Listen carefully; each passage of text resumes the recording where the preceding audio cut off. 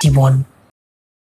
এখানে তৈরি হয় মাটির ভাঁড়, হাঁড়ি, ধনুচি, কলসি, যেগুলো আমরা প্রতিদিন ব্যবহার করি, কিন্তু কখনোই ভাবি না এই জিনিসগুলোর পেছনে কতটা পরিশ্রম লুকিয়ে আছে।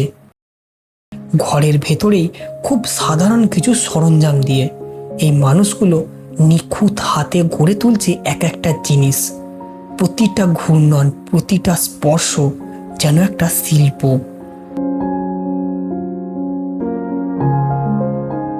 আমাদের কামারপুকুরে প্রায় এই ধরনের কাজ নেই বললেই চলে, কিন্তু আরামবাগ থেকে তৈরি হওয়া জিনিস ছড়িয়ে পড়ে বিভিন্ন গ্রাম, শহর, এমনকি দূর দূরান্তের বাজারেও। এই মাটির গন্ধে আছে ইতিহাস, এই হাতের কাজের মধ্যে আছে এক প্রজন্মের গল্প, যা খুব ধীরে ধীরে হারিয়ে যাচ্ছে।